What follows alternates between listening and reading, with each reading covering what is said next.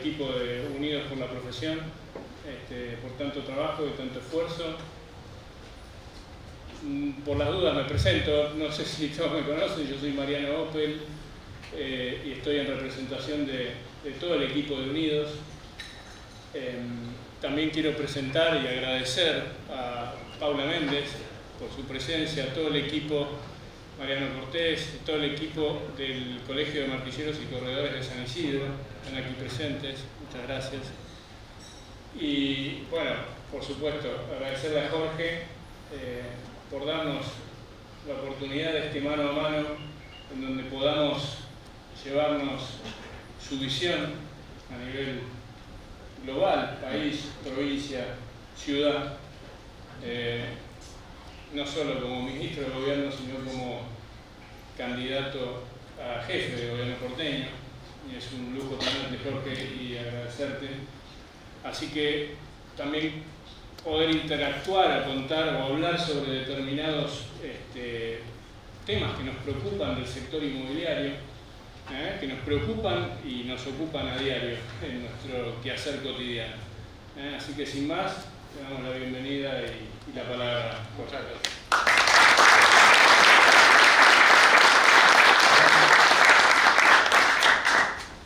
Bueno, buenas tardes a todos, muchísimas gracias. Tengo doble inspiración hoy, por lo que acabamos de escuchar y además por el día de ayer, que para mí fue muy movilizante la decisión de Mauricio de tener un gesto muy relevante, poco habitual en la política. Así que espero que esto me dé la capacidad de transmitirles a ustedes algunas ideas de manera concreta y clara. Antes de entrar a los temas más específicos, como puede ser la ley 58-59 o la ley de alquileres, que son problemáticas concretas, déjenme compartir con ustedes un poco una visión general. Yo creo mucho en el desarrollo, creo mucho en la atención, que también muchas veces plantea el desarrollo, pero prefiero esa atención a la que plantea la quietud de ciudades que fracasan. Las ciudades pueden tener dos tipos de problemas, de éxito o de fracaso. Los dos son complejos, no solo para las ciudades como lugar en el que se habita, sino para los ciudadanos que habitan en ellas. Una ciudad que fracasa es una ciudad que no crece, que no retiene, que se transforma en una ciudad fantasma, una ciudad que se va abandonando a sí misma, de manera absoluta o parcial. Y lo digo esto de parcial porque también hay ciudades que tienen un problema que se han ido transformando en monouso, planteando un monouso como la tensión o la división entre un uso de habitación y un uso más comercial o industrial.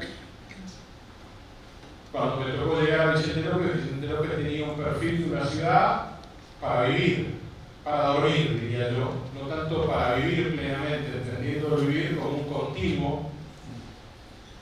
Y las ciudades, si no, pueden tener una crisis de éxito, que es que mucha gente quiere vivir en ella. Parecería que eso no plantea una crisis, pero sí la plantea. Primero, obviamente, plantea una crisis de uso del suelo, porque cuanto más gente quiere vivir en ella, no toda la gente entra, salvo que haya desarrollo. Y segundo, ese desarrollo puede generar una crisis social también, en el hecho de que esa subida de estándar puede plantearle a algún morador histórico o una crisis en función del perfil de ciudad en el que quiere vivir, o directamente sentirse expulsado porque el nuevo estándar de esa ciudad exitosa lo expulsa porque se transforma en cara.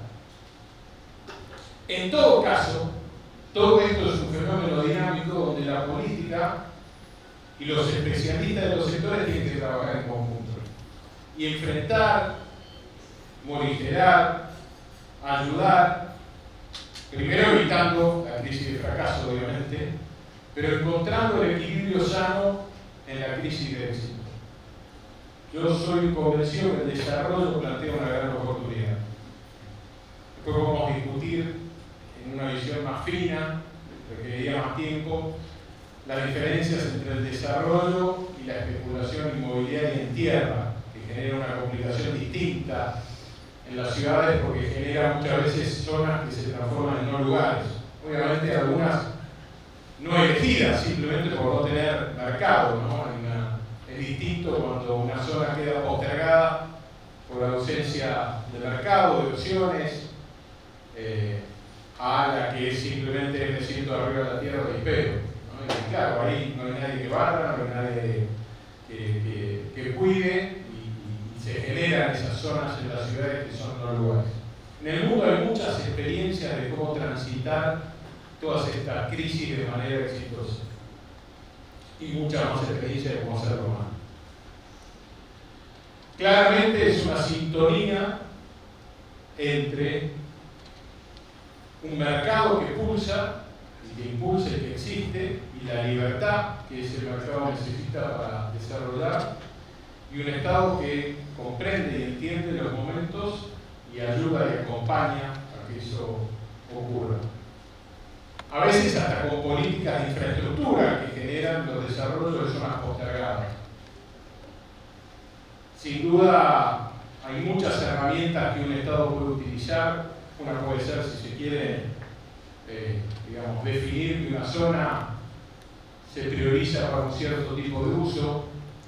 La ciudad tiene varias experiencias en ese sentido. Probablemente uno de los éxitos más claros haya sido el del Parque Patricios. Pero más allá de la definición de una zona definida que promueve un uso, tiene que venir acompañado de otras decisiones. Probablemente el Parque Patricio no sería lo que es si no hubiera llegado también el subte.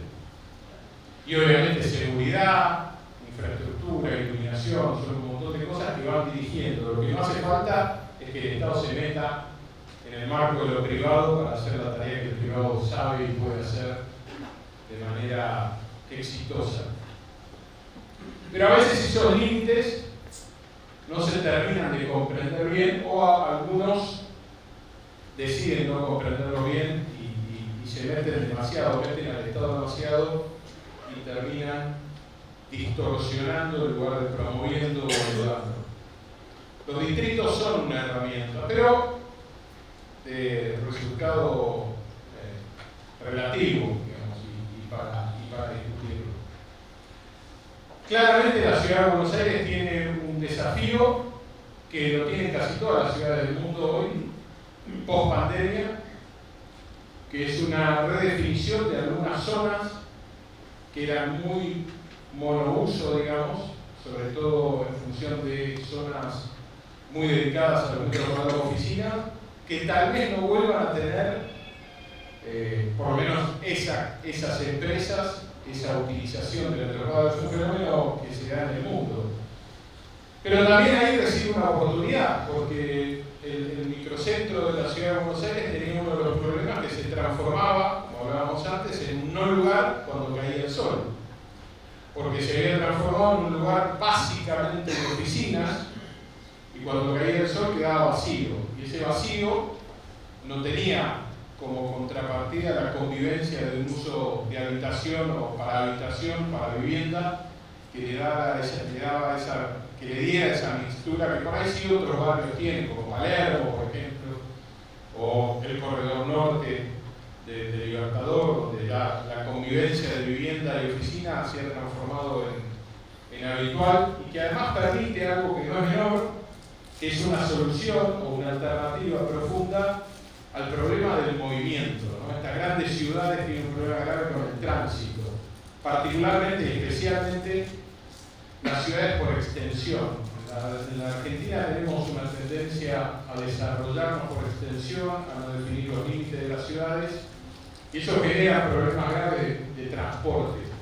Además de que genera que el desarrollo inmobiliario sea muy ineficiente, porque cuando vos tenés que llevar todos los servicios a 24 frentistas, ¿no? Tomando más o menos 12 por vereda, y esa densidad es cara de atender como ciudad. En general las ciudades exitosas en el mundo tienen una densidad distinta, 3-4 pisos mínimos, ¿no? Cuando viajamos es habitual encontrar ese tipo de ciudad, 3-4 o 5 pisos, no mucho más que eso. Hay hasta estudios sociológicos de cómo esa altura además invita a salir, las alturas mayores invitan más a quedarte en casa porque no hay una cercanía con el afuera.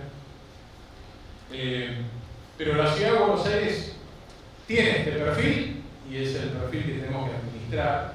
Y de nuevo decía, es el microcentro, que hoy es un problema, microcentro, San Telmo, digamos, el centro, Retiro, esas zonas que solían tener una gran cantidad de personas que iban a trabajar y que ya hoy no van, están cambiando su perfil.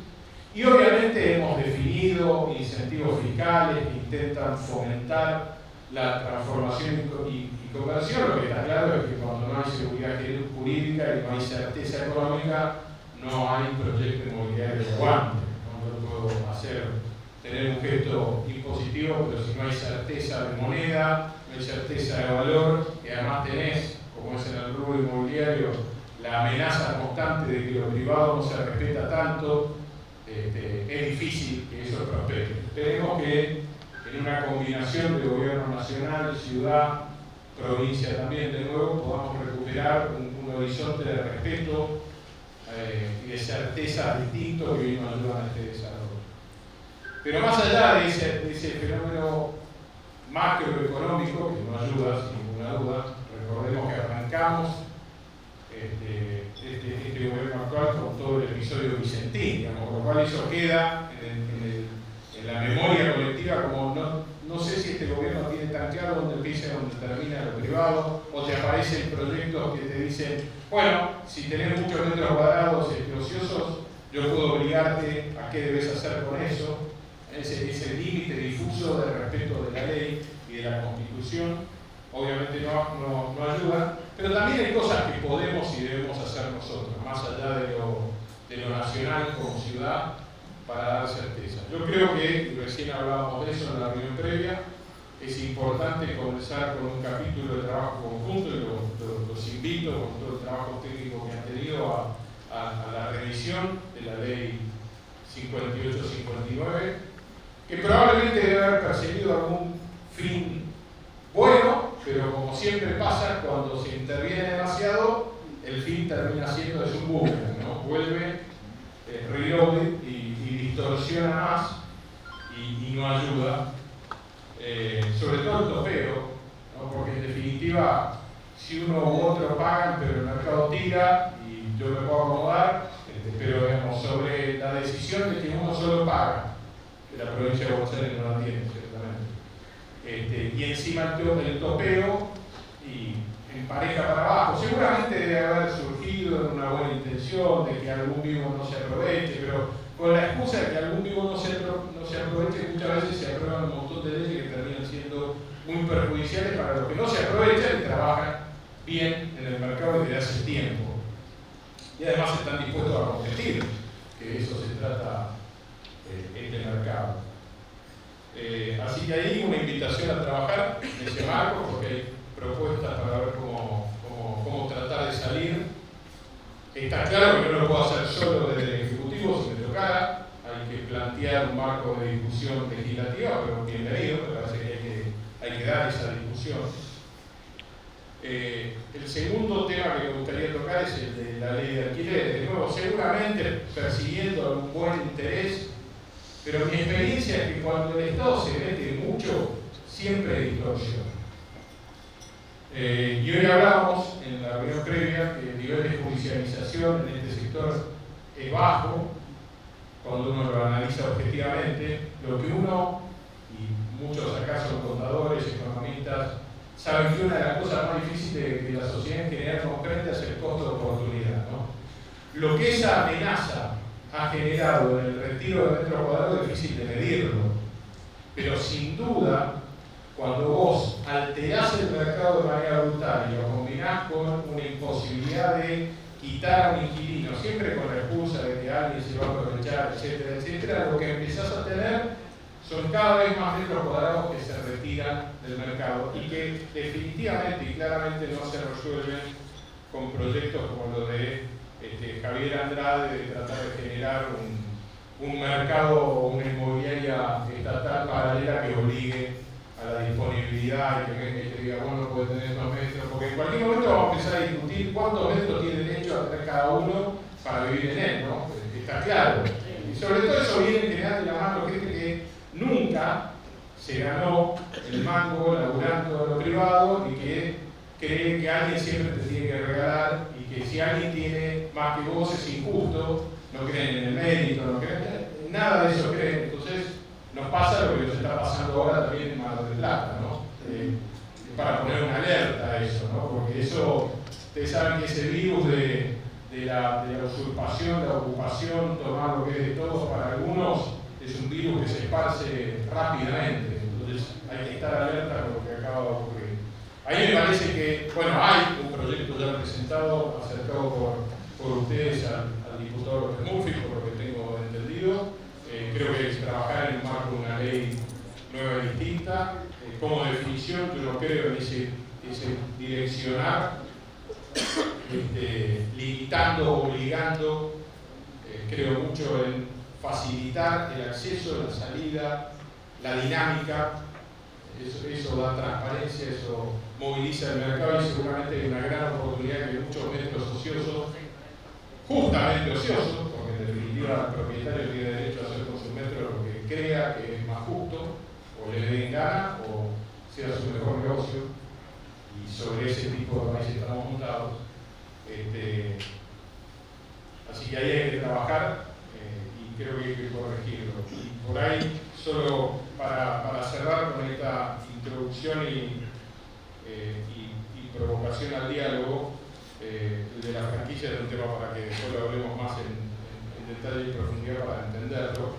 Pero mirando el desarrollo habitacional, yo les dejaría algo. La Argentina tiene muchos años de promoción de la vivienda en función de promoción de la oferta. En general, los planes de vivienda en la Argentina, incluido el Procrear, salvo en los años en los que nos tocó ser gobierno nacional o parte de los años, siempre han fomentado la promoción de la oferta.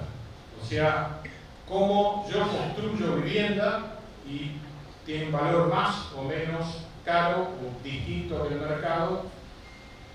Y en realidad lo creo mucho más en la promoción de la demanda, que fue una etapa del Procrear que para mí funcionó muy bien, sobre todo cuando permitió incorporar a la oferta los metros cuadrados usados existentes. Porque eso dinamiza mucho el sector y una curva que lleva mucho tiempo, que es la de la oferta, mínimo 2 años, digamos, sobre todo en un país complejo para el financiamiento, te inyecta al mercado rápidamente muchos metros cuadrados que por ahí están ociosos, de gente que no quiere alquilar porque no quiere meterse en ese lío o está dispuesto a desprenderse y quiere salir de eso.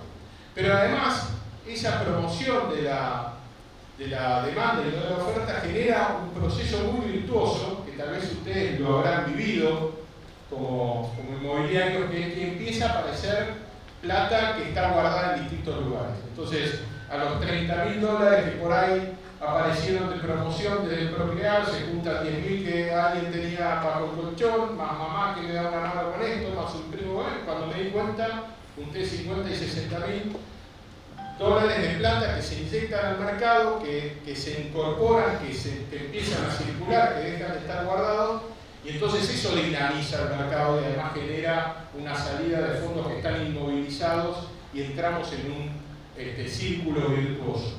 Pero además, sociológicamente, evitamos el concepto de gueto, que es el concepto de aquel desarrollo donde viven todos los que accedieron a. Y en realidad lo que ocurre es que la sociedad simplemente se mixtura en decisión personal. Y alguien puede no abandonar el barrio en el que se crió porque consigue comprar una vivienda nueva usada cerca de donde históricamente estuvo. Entonces sus hijos no tienen que cambiar de colegio. Porque cuando yo dirijo la oferta y obligo a la demanda a irse a un lugar, destierro, muevo, y a veces en una ciudad como la ciudad de Buenos Aires, moverte del norte a sur es un destierro más grave que irte para ir a un pueblo del interior, con todo el esfuerzo que eso supone. Pero yo creo que por ahí hay algunos de los ejes en los que tenemos que trabajar hacia adelante. Creo que hay oportunidades inmensas. Esta es una ciudad que sin duda va a seguir sufriendo una crisis de éxito porque la gente quiere vivir acá, la crisis de éxito, digo no porque seamos exitosos, porque la Argentina esté maravillosa, sino porque la ciudad de Buenos Aires sigue siendo una ciudad en la que la gente quiere quedarse a vivir, a trabajar, y ese desarrollo mixturado además permite resolver el día a día de la vida de los ciudadanos sin moverse tanto, ¿no? Eso es algo que me quedó colgado de la idea anterior. Esta idea de una ciudad de 15 minutos requiere centralidades que permitan habitar y trabajar 15, 20 minutos a la redonda. Esa es probablemente una de las acciones proactivas más relevantes que podamos hacer para resolver el problema del tránsito. El problema del tránsito puede estar en ciudades muy pequeñas, como por ejemplo el 9 de julio. Por ahí no lo pueden creer, pero el 9 de julio tiene problema de tránsito, porque tiene los bancos en 3 manzanas en el centro, se desarrolló por extensión, no hay transporte público, hay que subirse a un auto, en 3 horas todo ocurre en el centro y colapsa el centro. Es decir, ¿cómo puede ser por eso? Desarrollo por extensión, sin centralidades nuevas, con lo cual digo, no solo es patrimonio de una ciudad grande tener ese tipo de problemas, sino que cuando no hay una mirada urbanística de desarrollo, de comprensión de los fenómenos sociológicos y lo que cada decisión involucra, hay un desarrollo pobre. Mi experiencia en Vicente López, que deseo traer acá, es que ese desarrollo sea equilibrado, ocurra, permita nuevas centralidades, respete los perfiles de barrio, pero también dé soluciones comerciales y habitacionales de centralidad que le den calidad de vida a la gente. Así que por eso dejo esta provocación inicial y escucho preguntas si tienen ganas. Muchas gracias.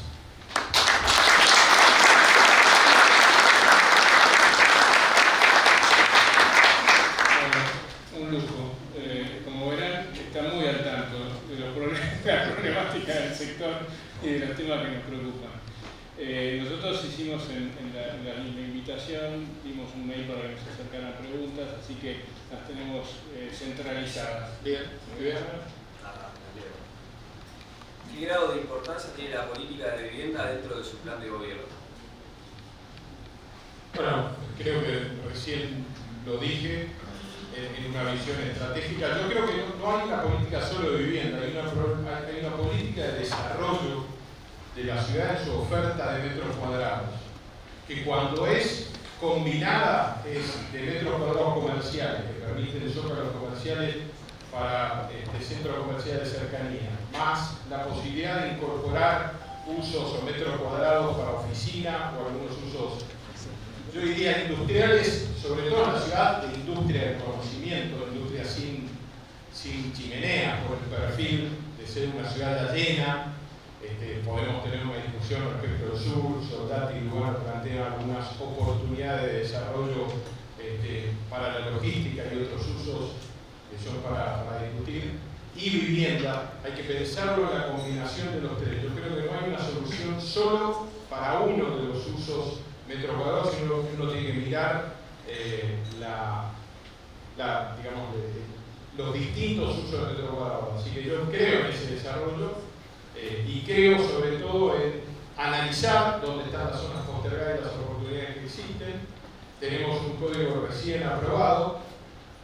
Creo que vale la pena discutir, con tiempo, no es para abrir la discusión acá, pero discutir el tema de los acuerdos urbanísticos, sobre todo en cómo se da la discusión del acuerdo urbanístico, el impacto de la compensación de un acuerdo urbanístico. Por ejemplo, en el caso de la ex sastrería, el impacto del acuerdo se da en el mismo barrio, entonces creo que hay un contravalor a haber pasado metros a más altura, pero en la misma manzana. Entonces el vecino dice, bueno, sí, todo lo que podemos haber construido acá a esta altura está puesto ahí, pero acá le gané una plaza. El problema del acuerdo urbanístico es cuando la contraprestación queda muy lejos, entonces el barrio es muy consciente de la parte que le costó, pero hay mucha distancia y se transforma en medio impersonal la parte buena de ese acuerdo urbanístico. Y me parece que además hay que limitar un poco la creatividad de la presentación de los acuerdos urbanísticos, porque se presentan cosas muy agresivas que seguro no van a ocurrir, pero que generan un temor en toda la comunidad, que queda instalado en ese miedo colectivo, ¿no? 100 pisos, pero nadie va a aprobar 100 pisos, pero presentado 100 pisos, y el miedo te queda puesto ahí arriba, y ustedes saben que el miedo es es una energía muy potente, ¿no? El miedo nos quita el sueño que la esperanza no nos devuelve, así que hay que tener cuidado con... Yo creo que hay para analizar, creo que da transparencia, establece un marco de discusión interesante. Está claro que a veces es muy difícil en una ciudad tan variopinta y tan diversa como la ciudad tener un código único que resuelva todas las situaciones, pero también es cierto que hay que limitar, hay que encontrar mejores mecanismos de participación, de escucha ciudadana, de impacto versus contraprestación. Me parece que hay un trabajito para llevar adelante también. Perfecto. De los 16 años de gestión del PRO en la ciudad de Buenos Aires, ¿qué políticas de vivienda mantendría y sobre cuáles avanzaría que aún no se han implementado?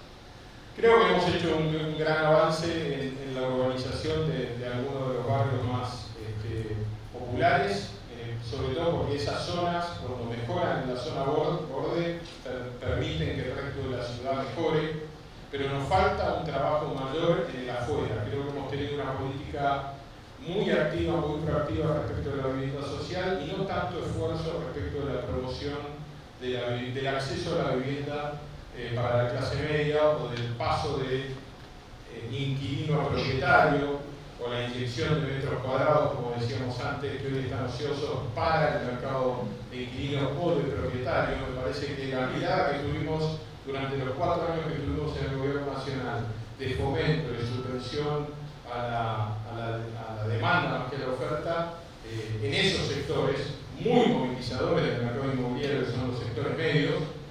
Ustedes saben el drama que es hoy para cualquier joven tratar de alquilar. Justo subí en esta semana un video de una charla mía con un joven que cuenta, sigue viviendo con la familia, como los míos también, pero me parece que no se quieren ir tampoco, pero está complicado dar ese paso. Pero además la carga y el otro problema que estamos teniendo, porque es cierto que la morosidad no es tan alta y más o menos se acomoda, pero cuando ya tenemos una clase media tan golpeada por la inflación y esta realidad de una clase media que es la típica inquilina de la ciudad de Buenos Aires, pero que después de pagar su alquiler y algunos servicios y cosas de las que no se puede hoy obviar, como tener internet en casa para trabajar o estudiar, que viene con el cable y todo ese combo, hoy una familia media de la ciudad de Buenos Aires con 300.000 pesos de ingreso, donde trabajan ambos integrantes adultos de la familia y alquilan, están bajo la línea de pobreza, objetivamente. Entonces, eso termina poniendo, va a terminar poniendo una presión sobre la morosidad muy alta. Entonces, nosotros tenemos que ver que eso viene y actuar en función de eso. No podemos ser descriptores de una realidad sin tener políticas activas. Pero ese es un problema grave que plantea esta inflación constante y creciente y una pérdida, porque claro, alimentos no te podés ajustar, cambiar a tu hijo de una escuela o sacarlo del club es muy complicado, el cable ya viene y cuáles son las variables, me voy endeudando por ahí no perdiendo plata, atrasándome en distintas cosas, descapitalizándome. Bueno, esa realidad hoy es una realidad cotidiana, ustedes la vivirán con inquilinos que son históricos y han sido siempre perfectos cumplidores y empiezan a trastabillar. Así que a mí me parece que hay algo sobre lo que tenemos que trabajar también. Bien, Horacio Rodríguez Larreta se ha manifestado ambiguamente, primero a favor y luego en contra del impuesto a la vivienda ociosa. ¿Cuál es su postura con respecto a la implementación de este tributo?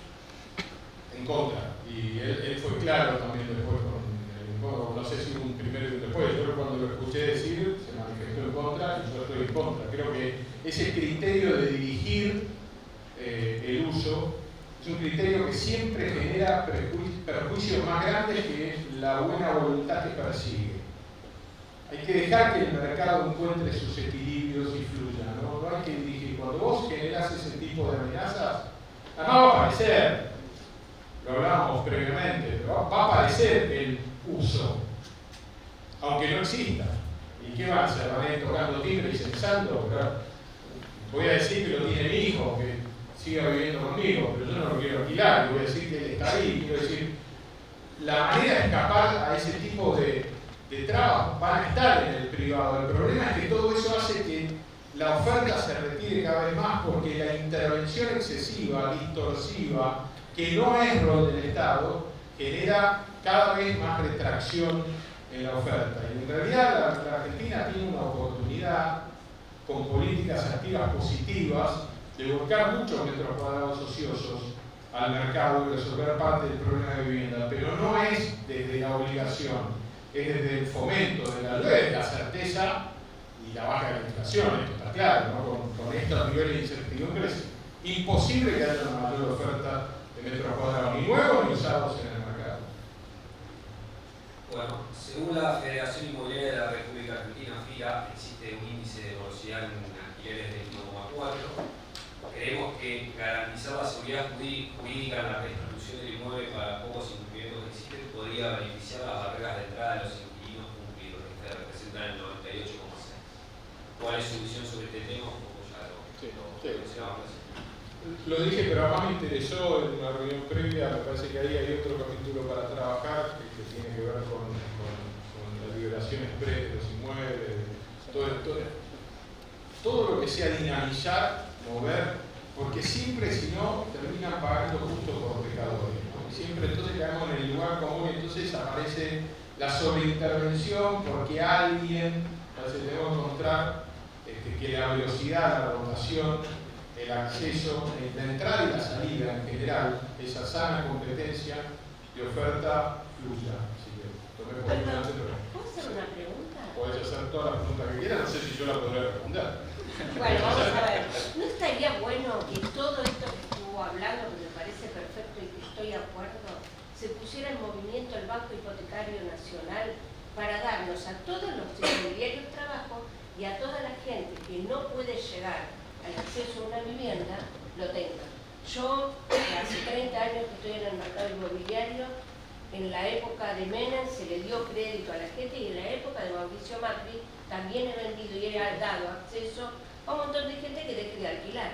Me parece que lo que tendríamos que hacer es poner en funcionamiento ese monstruo que está ahí, que es el Banco Hipotecario Nacional, que no sé para qué. ¿Puedo acotar algo a Dale, sí, claro. la señora? En la gestión de ustedes también se le dieron los créditos del Nación Mi Casa, aparte de los créditos UBA. El Nación Mi Casa fue un furor. El que pudo lograr tener ese 20%. Los UBA es un problema ahora, porque obviamente, pero en su momento, o sea, todos los papás que vivimos la 1050, ¿qué decíamos a nuestros hijos? Vayan por el Nación Mi Casa. 1050 y compren plan algo más Megatel. chico. Las dos cosas, convivimos con la 1050 y el plan Megatel. Bueno. Entonces, el Nación... Cambiamos el departamento por el teléfono. Sí, lo tengo claro. Claro. Era más gruesa la explicación de qué pasaba si desaparecía la línea que el contrato de alquiler. Correcto. Pero el Nación Mi Casa fue un crédito excelente. Sí. Acá vos ibas a escriturar y los mismos escriban. Pero, a ver, déjenme para ponerle dinámica y coincidir con ustedes. Todo eso requiere de una condición básica. Después vamos a discutir las herramientas. Sí. Si es el banco hipotecario, si es el Banco Nación, si es Procrear, si es una combinación de todo eso, si es el Instituto de la Vivienda también dando una mano. Todo eso requiere de dos condiciones fundamentales. Certeza jurídica y estabilidad económica. Sí. Porque no es casual, los dos momentos que vos mencionaste tienen esa coincidencia. No se discutía que lo privado era privado, no se discutía que lo público no se metía excesivamente en lo privado, salvo la ley de alquileres, que fue un tropezón grave. Y además había una estabilidad, una visión de mediano y largo plazo que te permitía a vos animarte a. Con este nivel de inflación, con un país con este nivel de déficit, y muy poco probable que nada de eso ocurra. No es un problema de la herramienta, es un problema estructural de la Argentina, que es la discusión profunda. Después, si es de nuevo el banco hipotecario, si son los bancos públicos como el Ciudad, el Provincia, Gobernación, si es una combinación de todo eso, el propio mercado va a desarrollar propuestas. El mercado de desarrollo inmobiliario tiene la capacidad de reunir recursos y combinar herramientas, porque ahí es donde está, así como yo hoy describía el concepto de cómo aparecía la plata de mamá, de la abuela, de un primo, de un tío, y entonces tuvimos la suerte, por ahí yo tuve la suerte de ayudar a alguna gente que trabajaba conmigo para que accedan a su casa.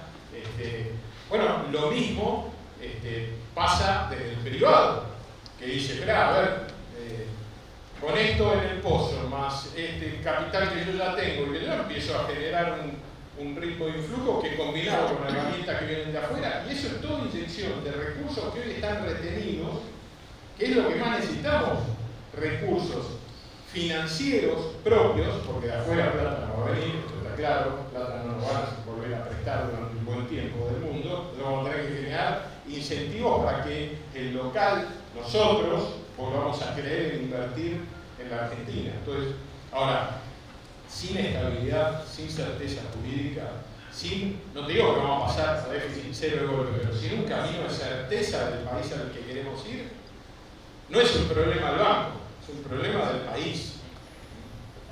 ¿Te puedo hacer una pregunta? No me está alejando del Rosso, soy licenciado en Ciencia Política de UBA. Yo quería hacer una pregunta. Yo estudié mucho, creo que usted está mucho con el tema barrios, le interesa el proceso de la... ¿No le parece importante que se cumpla la ley electoral y que por cada se divida mitad por distrito y mitad por circunscripción y hay un representante del barrio, diputado de la ciudad, de cada alcaldía y tendría contacto directo con los comuneros? Puede ser. La ley electoral tiene que ser mitad por distrito y mitad por circunscripción. Sí, puede ser. No cumple eso, por eso preguntaba. Sí, yo no sé si no se cumple tan Nunca se hizo. activamente. Para mí, todo por distrito ahora. Nunca se hizo. Eso sería importante porque cada vos me querés hacer una pregunta, me queda dar tu opinión. Una pregunta. Y con cada comunero tendría un contacto directo con el diputado. Sí, también tenemos un presidente de comuna, tenemos un consejo de comuna, tenemos un montón de cosas. Sí, es así. Ya sé. Pero digo, si no, No, pero no. No sé si aportaría más. No lo sé. Ah. No lo sé, no necesariamente. Puede ser que sí, puede ser que no. Lo que te digo es, creo que hay mecanismos. Yo creo mucho en el mecanismo y en el mecanismo de participación ciudadana, en la representación. Creo que esta ciudad está madura para niveles de consulta más altos, para interacción con el ciudadano mayor me refiero no a mayor de edad, sino a mayor interacción con el ciudadano en general. La representatividad, a vos te puede pasar que elijas a alguien con una circunscripción y después Pero lo que pasa es se que fue y no lo encontraste, ¿no? que recibe alguna demanda del barrio no puede pasar más. Ese es el tema. La gente sabe que es el diputado de cada alcaldía. Ese es el problema. Yo lo veo por los vecinos que no me aportan esa... Puede ser una solución. Yo creo que en realidad la solución profunda es una política que no se aleje y siga caminando el barrio que estamos cerca. Viva 5 cuadras más allá o 10 acá, ¿no? Es un compromiso más individual, pero vale la pena analizarlo. Tengo una consulta, pero sí, me gustaría seguir el cronograma que estaba previsto para que tengamos un orden en la apuesta. ¿Te parece? No sé si... Sí, una breve consultita que quería hacer.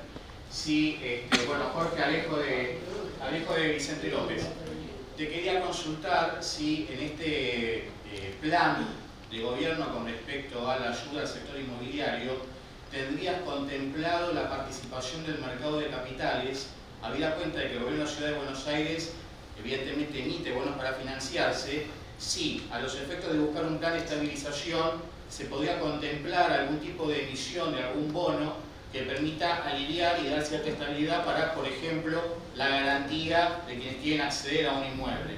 Y que eso, al ser por medio de un bono, no recaiga en una mayor participación de los impuestos de los vecinos. A ver, la ciudad tiene herramientas que un municipio no tiene. También son una trampa esas herramientas. Porque la Argentina lo que necesita, yo siempre digo lo mismo, los intendentes nos acostumbramos a gestionar con lo que tenemos, no podemos ni emitir ni tomar deuda. Cosa que al país le vendría bastante bien que sea norma para los que tienen responsabilidades públicas. Porque atrás de las buenas intenciones muchas veces se emite deuda, después va a parar a otros objetivos. Sin duda, en un país estable, en un país previsible, una jurisdicción como la Ciudad de Buenos Aires, que es sólida, que está saneada financieramente, que tiene déficit cero y ha achicado su nivel de deuda en los últimos años de manera notable, puede usar su prestigio para ayudar a inyectar fondos en lo que define. Quiero decir, los hemos usado para hacer subte. La forma de promover el desarrollo inmobiliario tiene múltiples mecanismos. A veces las obras de infraestructura son relevantes. Yo lo aprendí, me acuerdo, en Vicente López de manera muy personal con un tano que me crucé en la MUNI. Porque siempre hablamos de cómo que un barrio no se inunde más te cambia la calidad de vida y permite que duermas tranquilo y que no pierdas tus recuerdos. Pero el tano me lo crucé en el pasillo de la MUNI, pero literal, me dijo, cortito, me hiciste ganar $50.000. Yo le digo, pero Tano, ¿qué hiciste? ¿Apostaste? Justo habían pasado las elecciones. ¿Lo deslindeaste? ¿Qué hiciste? Me dice, no, yo te explico, tengo 2 casitas. Yo soy de Florida Oeste, una vivo yo, la otra la alquile. Y fui a la inmobiliaria y me dije que cada casita vale $25.000 más para que ahora no se inunda. Parece una obviedad, pero no hay mejor manera de devolverle valor. Y yo quiero decirles que yo soy muy estudioso del tema de lo público, pero sigo teniendo la mitad de la cabeza, porque sigo teniendo una pyme, firmo mis cheques, tengo empleados propios, digo, la mitad de mi cabeza funciona como persona normal, o sea, como ustedes. Cosa que le vendría bien que a los políticos en general que aprendan, que hay otra manera de vivir y que no es imprimir billetes o poner el precio de tu bien como quiera, ¿no? Teniendo el precio de tu bien como el impuesto, ¿no? Siempre da vuelta la tortilla. ¿Cuánto queremos tener? Y no nos alcanza, bueno, pongamos más impuestos, siempre resuelven de la misma manera, ¿no? Nadie puede poner el precio que quiere y cuando pone el precio que quiere distorsiona y asfixia, y eso es lo que pasa con el Estado de la Argentina. Pero ustedes saben que uno de los problemas que tiene lo público, acá hay muchos especialistas en economía, contadores, etc., es que no hay estado patrimonial. Una ciudad mejora y no se refleja en ningún lado. El metro cuadrado, un barrio vale más, y eso no es parte del análisis de una gestión. La gestión en lo público es puramente, solamente ejecución de flujo de fondos, presupuesto. Entonces, si lo gasté en pintar cordones o en resolver una inundación, no se refleja en ningún lado. O sea, básicamente lo gasté. Lo único importante de lo público es lo gasté. No hay estado patrimonial o cobra resultados. Eso de decir, che, pero me fue mejor, ahora esto vale más, no se refleja en ningún lado. Y el éxito mío es cuando la vivienda de alguien vale más. Vale más porque el barrio es más seguro, está mejor iluminado, tiene buenas escuelas cerca, no se inunda, tiene acceso al transporte. Es lo que pasó con el eje, por ejemplo, Maipú, post Metrobús, que obviamente me decían que no iba a entrar, que toda esa. O en Florida Oeste con los retenes. Ustedes saben las cosas que me decían los vecinos cuando yo dije que la Plaza de la Paz le iba a hundir 5 metros, y es literal, la Plaza de la Paz está ahí abajo, y cuando tenemos picos de lluvia, contiene mucha del agua y después se va sola. No es un invento nuestro, lo inventaron los romanos, que eran lo que ellos llamaban lagunas de llanura, ¿no? Cuando el río ya no aguantaba el caudal, decidían dónde iba el agua, la retenían ahí, después por gravedad volvían al cauce del río. Ahora hay que tomar esas decisiones, porque mientras duró la obra y hasta la primera gran lluvia que funcionó, gracias a Dios lo que persignaba todos los días, los vecinos me querían matar. Después me decían, Jorgito, no hiciste caso, esa obra yo la había pensado antes. Digo, me parece interesante comprender esto. Hay varias maneras de fomentar el desarrollo. Un día se hizo la Panamericana, no hizo falta que el Estado haga los barrios o los desarrollos inmobiliarios que vinieron después, ¿se entiende? Entonces, a veces es fomentar el consumo, la oferta o la demanda de metros cuadrados, a veces son otras cosas que el Estado tiene que hacer para que una zona que está postergada entre al mercado y ofrezca. Y para que una zona que tal vez perdió perfil, como hay zonas de Barracas o de Constitución, se reinserte con valor. Ahí también hay oportunidades inmensas. Entonces, sí puede ser, digo, el acceso al mercado de capitales es una herramienta que puede ser dirigida específicamente a la compra-venta o al desarrollo de metros cuadrados o a otras situaciones estructurales que permiten que ese mercado se dinamice. No hay una u otra, es una combinación de políticas públicas que hacen que una ciudad florezca. Pero sin ninguna duda, el prestigio de la ciudad, una buena gestión, puede ser un aliado en la búsqueda de herramientas que fomenten la oferta o la demanda de metros cuadrados. Jorge, Sí. primero déjame decirte que cuando anunciamos que veníamos nos llegaron más de 100 preguntas. Pero no tengo ninguna chance de responder. Está bueno que todo aquel que quiera hacer alguna pregunta además lo envíe al mail que nosotros mandamos en la invitación y nosotros se las vamos a hacer llegar. Pues, inevitablemente por una cuestión de tiempo, te hago la última para ir cerrando. Dado Te que escucho, estoy leyendo solo si tengo una dado que venimos de años movilizantes, ¿cómo crees que fue la interacción entre los colegios inmobiliarios y la política? No sé, díganme ustedes. Pero, No le voy a decir yo a usted, no le voy a decir yo cómo se sienten ustedes. Supongo que no también, por eso aparecen estos ámbitos. Totalmente. Yo creo que Totalmente de acuerdo. es una asignatura pendiente que los colegios, los profesionales inmobiliarios, nos pongamos a trabajar juntos con la política para que sirva de herramienta para poder mejorar la realidad de la gente. Y para que aprendamos. Yo puedo contestar muchas preguntas, ustedes me pueden escuchar muy sólido en algunos temas, debo tener un montón de cosas para comprender, debo haber un montón de oportunidades para trabajar en conjunto, no creo que la sepa todo, uno trata de ser convincente a la hora de responder, pero creo que lo más valioso que yo me llevo de un ámbito como este es la voluntad de trabajar juntos en el sentido de buscar buenas soluciones, que esas soluciones sean tangibles, que mejoren la vida de la gente, a ustedes como sector dinámico, ¿no? No hay ciudad exitosa sin un privado al que le vaya bien. A veces, y con esto voy a tener que terminar, discúlpenme, pero yo quiero acá dejar una mirada un poco más filosófico-política. Mauricio fundó casi un gobierno de la Ciudad de Buenos Aires porque la autonomía de la ciudad era muy reciente y venía todavía en un proceso de autonomía que todavía es imperfecto en realidad. Hay cosas en las que tenemos que trabajar. Pero le dio una identidad, empezó a trabajar en transformaciones físicas sin ninguna duda. Horacio continuó con muchas de esas transformaciones. Desarrolló una burocracia profesional donde hoy podés interactuar con muchos actores en el gobierno muy profesionales. Pero creo que ese proceso, algunos, y no hablo de quienes tenemos responsabilidades principales, pero a veces en la estructura, se confunde con pensar que lo más importante que le pasa a esta ciudad es su gobierno. Y yo no creo eso. Yo creo que lo más importante que le pasa, que le ocurre a esta ciudad es el privado, con y sin fines de lucro. ¿Por qué hago esta distinción? Porque lo mismo le digo a los clubes de barrio, o a los clubes en general. No hay nada que haga la ciudad de Buenos Aires que sea tan relevante como lo que hacen los clubes por el deporte. A lo sumo haremos el 3%, todo ocurre afuera de nosotros.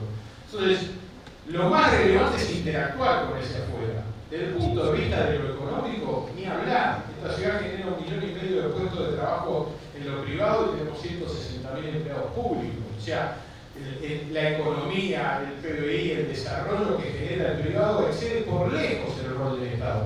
Fundamental, rol fundamental, que puede agregar o destruir valor. Pero claramente no es lo más importante que le pasa a esta ciudad. Y yo quiero compartir eso con ustedes, porque creo que vienen épocas donde tenemos que poner a volver en valor y en respeto al privado. Sin privado no hay generación de riqueza. Sin generación de riqueza distribuimos pobreza, escasez. Crecemos y las porciones de la torta son cada vez más chicas para cada uno y además hay inequidad en la distribución, por lo cual es muy probable que a algunos no les toque nada. Ese modelo está agotado. Y yo quiero poner esto sobre la mesa porque me parece que parte del debate que se viene en la Ciudad de Buenos Aires tiene que ver con dejar esto muy en claro. Yo quiero un gobierno presente, eficiente, que funcione bien, pero también quiero discutir el rol y el tamaño y cuánto le cuesta a ese gobierno a los porteños.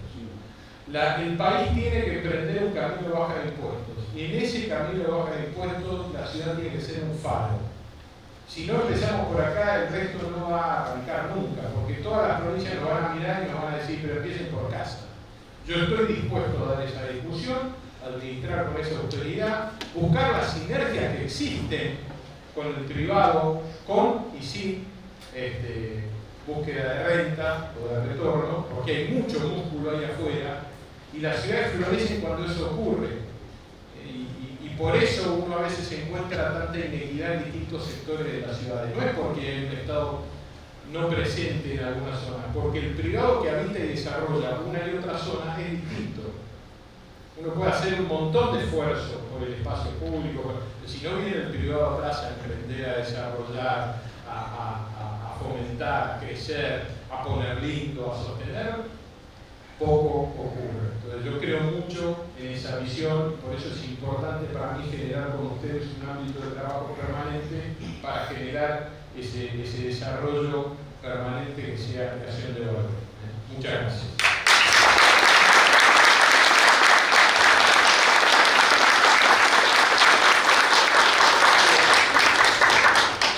Bueno, gracias, porque la verdad, asumido el compromiso, estamos para trabajar en lo que haga falta. Antes que nada, le quiero dar la palabra a Paula para que cierre esta reunión. Lo que quiero es pedir disculpas porque la verdad que la convocatoria superó todas las expectativas y hay muchos amigos que han quedado afuera, así que vamos a tener que comprometerte para otro encuentro. Encantado, Gastón. Por ahí en algún lugar más grande. De aproximaciones sucesivas vamos a sacar buenos planes y buenas ideas. Disculpas a los que no han podido entrar. Les paso a Paula Méndez, presidenta, ya la presenté, presidenta del Colegio de Martilleros y Corredores Públicos de San Isidro. Bueno, muchas gracias. Gracias a todos por estar acá. Gracias, Jorge, por tu tiempo. Como dirigente y como profesional, yo también trabajo en Capital. Gracias, Mariano, por esta oportunidad. Me parece sumamente importante de poder trabajar en conjunto y en equipo, porque nosotros somos intermediarios entre los compradores, los vendedores, y estamos dispuestos a trabajar en ello. Y me parece súper importante esto, ¿no? El tema de la revalorización y de cómo podemos ayudar a la gente. O sea, como colegios profesionales y facultades delegadas que tenemos del Estado, son pocos los dirigentes que entienden que somos parte del Estado. Y al ser parte del Estado, y todos los que trabajamos en esto, somos los que estamos día a día, momento a momento, en cada una de las situaciones y escuchando la necesidad de la gente.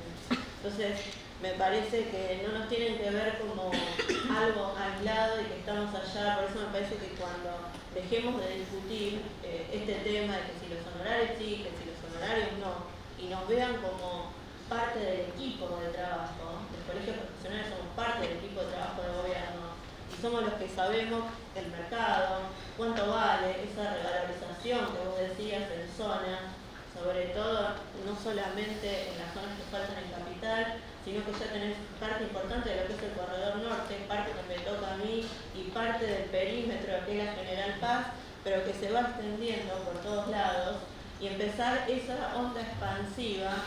En eso tenemos que trabajar, porque creo que no hay política de gobierno y de Estado que pueda trabajar sin nosotros, pero no porque somos para ponernos allá arriba, sino que vamos a ser los encargados de poder bajar, de poder explicar y de poder ayudar a la gente en lo que sea la política de gobierno, en acceso a la vivienda, en poder decirle, bueno, mira, la ley cambió, empieza a apostar.